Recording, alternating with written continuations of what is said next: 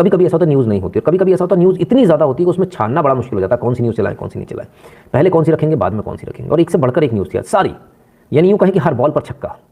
तो समझना बड़ा मुश्किल हो गया कि कौन सा छक्का सबसे बेहतर है, कौन सा छक्का सबसे लंबा है। तो हम अपना एनालिसिस जो कर पाए, हमें जो सबसे अच्छा, जो न्यूज़ सबसे बड़ी न्यूज़ लगी, वो हमारे लिए बड़ी न्यूज़ ये नहीं होती किसी बड़े आदमी ने कोई बहुत बड़ा काम कर दिया, हमारे लिए कभी भी बड़ी न्यूज़ नहीं। हमारे लिए बड़ी न्यूज़ आप हैं, आपसे संबंधित यदि कोई चीज़ है तो वो हमारे लिए बड़ी है, जो आपकी रोज़मर्रा की चीज़ है। तो आपकी रोज़मर्रा की चीज़ में एक न्यूज़ आती है जो इससे आपका रोज़ पाला पड़ता है, और गृह मंत्री, देश के केंद्रीय गृह मंत्री अमित शाह जी कहते हैं, all social media platforms have to abide by Indian laws. New rules announced today will further empower social media users by institutionalizing redressal mechanism and ensuring resolution of their grievances. I applaud Narendra Modi ji and R.S. Prasad, Ravishankar Prasad ji. Reasonable freedom. क्या हुआ, क्या कहा इन्होंने? कहा social media platform को अब भारतीय नियमों से चलना होगा। ये आपकी अब जो है यू हैव टू अबाइड, ये अब आपकी इच्छा पर निर्भर नहीं है, करना ही पड़ेगा। नए रूल्स बन गए, अनाउंस हो गए, ठीक है। अब आपको इनके अंतर्गत काम करना पड़ेगा। यानी वो जो नथ पहनकर जो घूमते हैं ना हमारे लाल नाक वाले भाई साहब, ईगो बहुत है उनके अंदर। तो सर आपके लिए एक सिंपल सही सिर्फ इतना ही कहूँगा, ये जो आपकी ईगो है ना सर, इसकी पुंगी बनाइए प्लीज़। फिर क्या करना वो आपको पता है। Yes Jack Dorsey, this goes to you, ठीक है। इसको आप ट्रांसलेट करा लीजिएगा।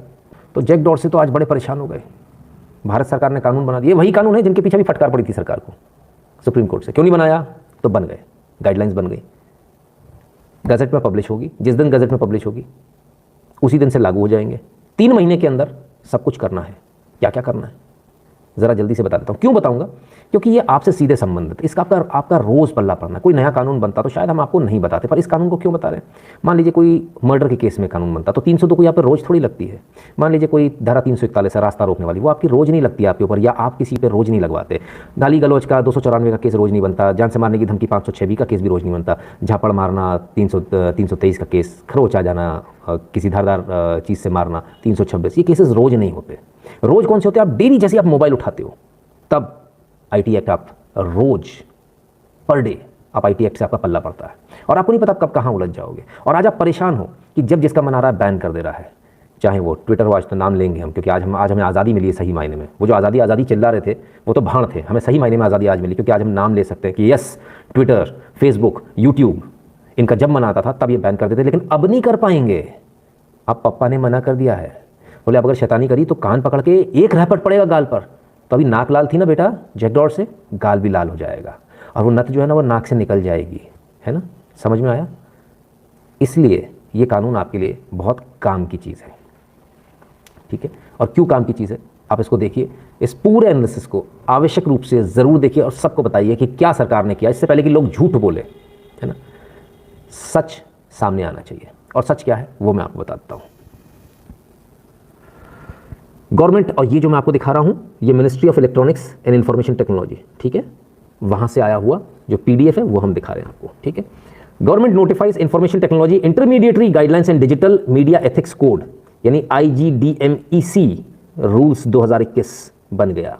अब इसमें क्या क्या बना? Social media platform welcome to do business in India but they need to follow the constitution and laws of India. आपका स्वागत है, लेकिन आपको नियम कायदे भारत के मानने पड़ेंगे।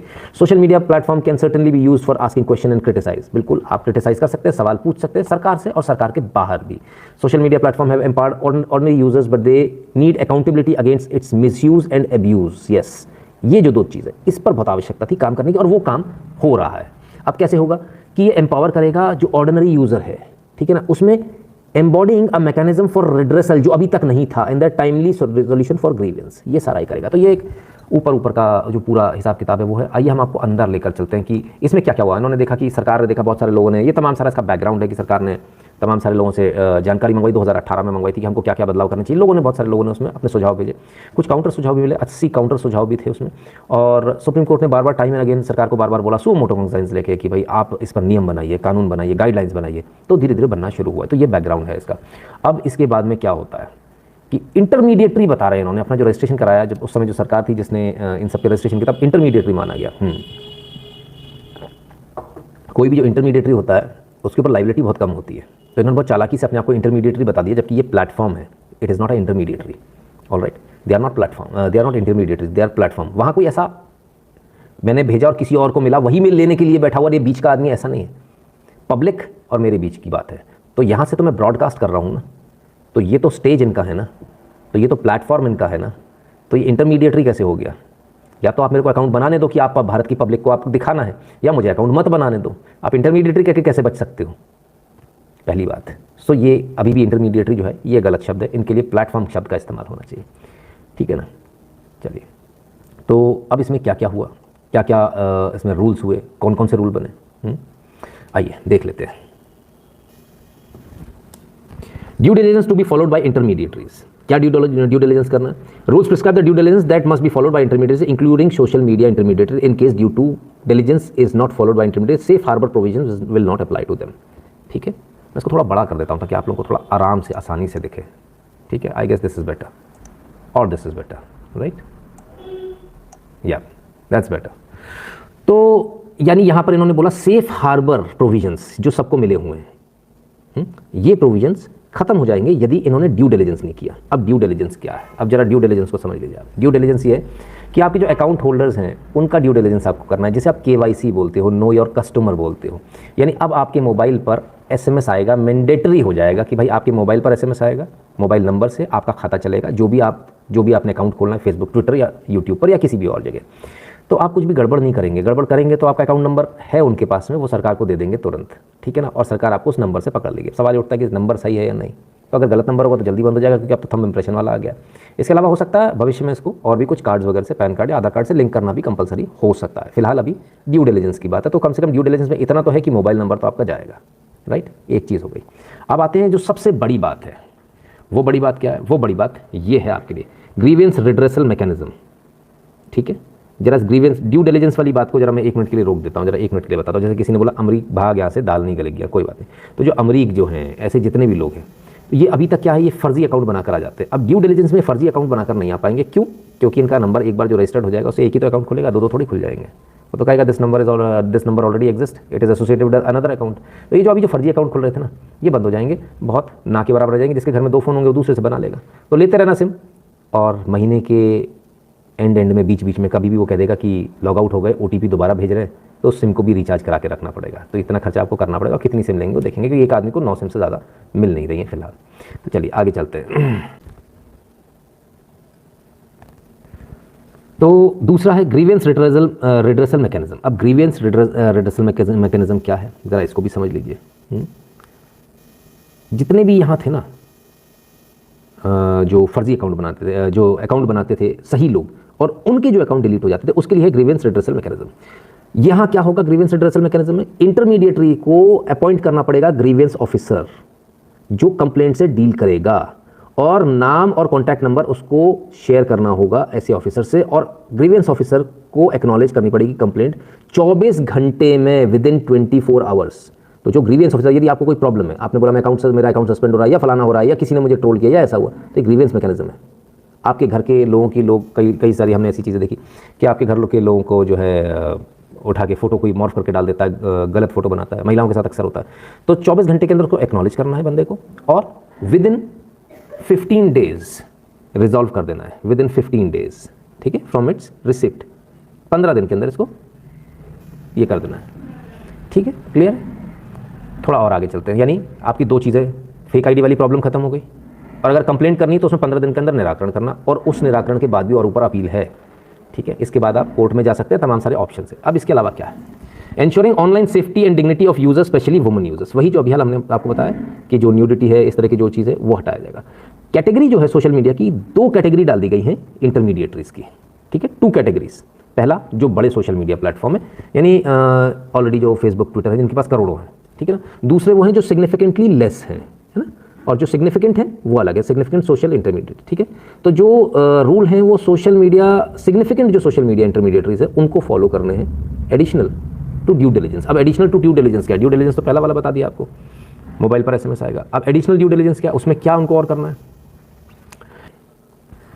एडिशनल ड्यू डिलिजेंस जिसकी अभी बात हुई वो क्या है? Additional due diligence to be followed by significant social media intermediate. Significant कौन? बड़ा वाला, ठीक है।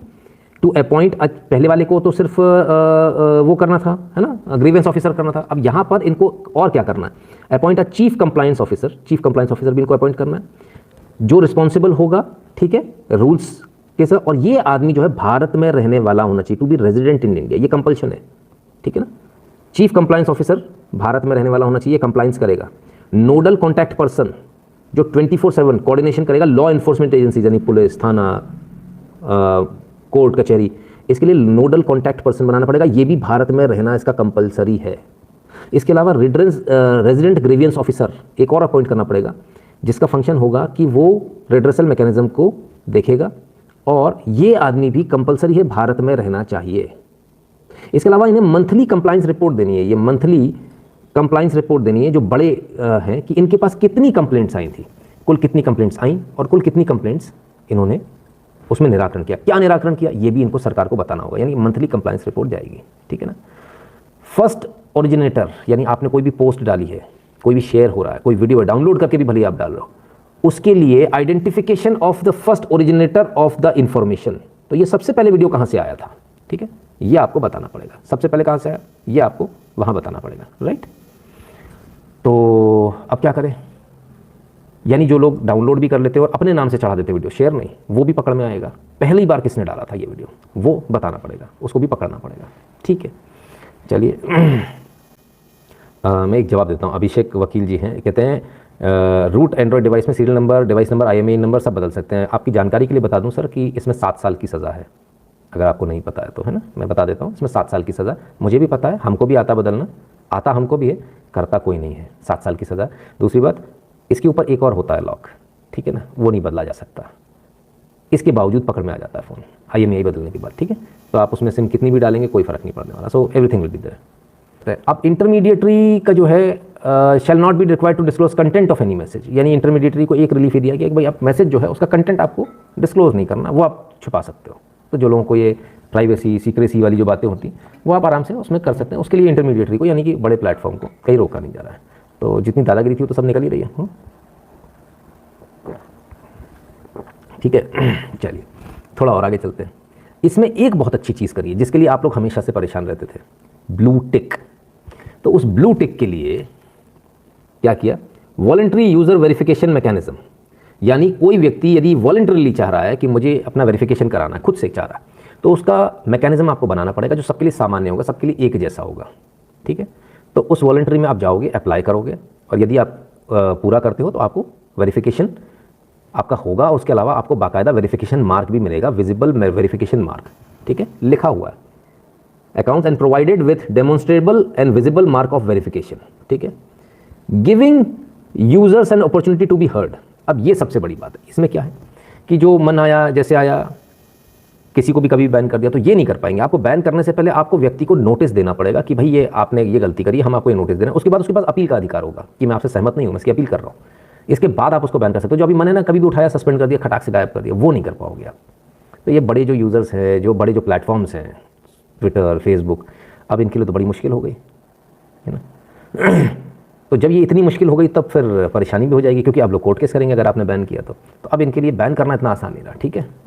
इसके अलावा रिमूविंग ऑफ अनलॉफुल इन्फॉर्मेशन, जो अनलॉफुल इन्फॉर्मेशन है, जो भारत सरकार के खिलाफ है, public order, integrity of India, इन सब के खिलाफ है, उसको तुरंत, और फ्रेंडली नेशंस के खिलाफ है ना। बहुत सारे लोग ऐसे नेशंस के अमेरिका के खिलाफ लिख दे रहे हैं, कर दे रहे हैं, तो उनके खिलाफ की जो इन्फॉर्मेशन है वो आपको तुरंत उतारनी पड़ेगी। जो भारत के जो फ्रेंडली नेशन है उनके खिलाफ की इन्फॉर्मेशन उतारनी पड़ेगी। पब्लिक ऑर्डर से रिलेटेड इन्फॉर्मेशन आपको उतारनी पड़ेगी, इधर चले जाओ उधर चले जाओ, सरकार ने बोला धारा 144 लगी हुई है, या मान लीजिए कहीं कर्फ्यू लगा हुआ है, हम कर्फ्यू तोड़ देंगे, ये करेंगे वो करेंगे, इस तरह की पब्लिक ऑर्डर वाली जो सिचुएशन होती है उसको भी आपको उतारना पड़ेगा।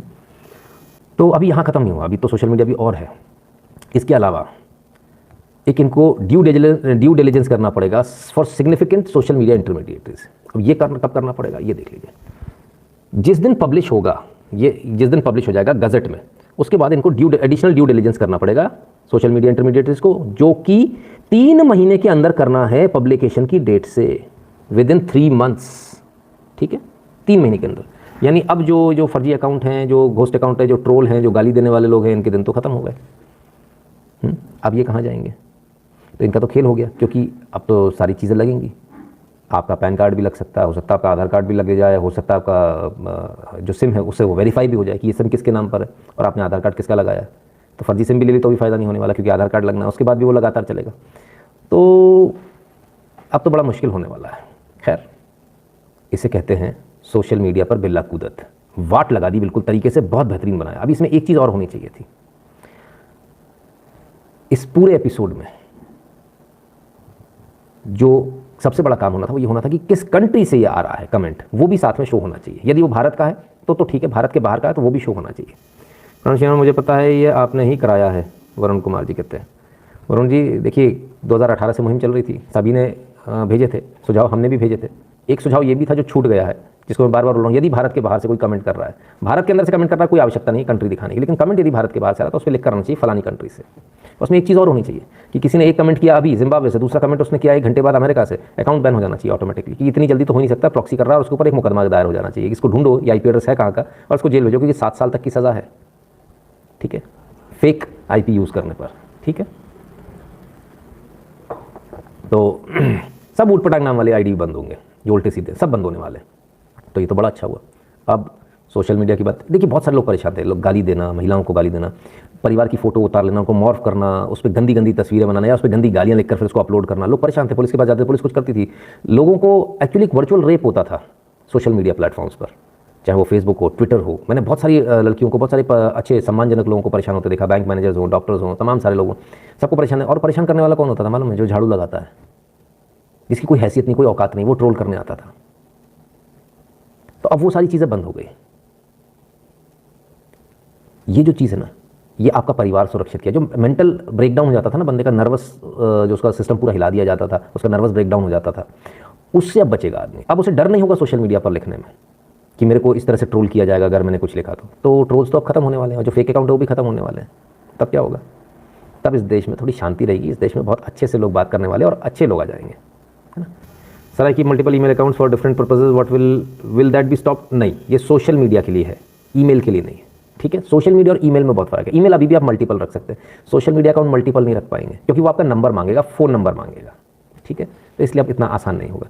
हम चाहते हैं कल ही गजट में पब्लिश हो जाए, ताकि आने वाले 3 महीने में सारा मैटर दूर हो।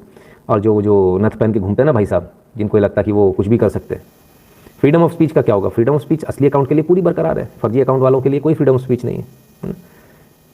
मैं इन्फोसेक प्रोफेशनल हूं सर, तो प्राइवेसी के मामले में आपसे मेरा मत विपरीत है। फेक IP में सज़ा नहीं है सर, VPN लीगल है, आप उसे कर सकते हो। VPN लीगल है सर, बिल्कुल VPN लीगल है, लेकिन यहाँ हम प्रॉक्सी सर्वर की बात कर रहे हैं, है ना। तो that is not legal. Proxy server का आप इस्तेमाल नहीं कर सकते भारत के अंदर, ये कानून है। इसमें एक केस ऑलरेडी चल रहा है मेरे परिचित का, इसलिए मुझे पता है ना। पुलिस ने उसमें मुकदमा कायम किया था। प्रॉक्सी नहीं चला सकते आप, है ना। तो अब जो फेक अकाउंट्स हैं वो भी डिलीट होंगे, YT का फेक अकाउंट भी होगा, सभी का होगा, कोई से प्लेटफॉर्म नहीं बन रहा। तो अब क्या होगा? वो जो इतने सारे जो लोग जो चला रहे थे, कोई कहते थे ना 5 लाख हम लोगों को रिक्रूट करेंगे, अब क्या होगा? वो जो 5 लाख जो बोट अकाउंट्स थे, हमारे जो खुजलीवाल साहब हैं, उनके जो रिट्वीट आ जाते गड़ गड़ करके, अब असलियत आएगी। बहुत सारे आपने देखे होंगे अकाउंट 2-2 लाख पे पहुँच गए, जो खरीदे हुए होते हैं, सब बड़ी जल्दी नीचे आने वाले हैं, है ना। तो असलियत आ जाएगी सामने। चलिए,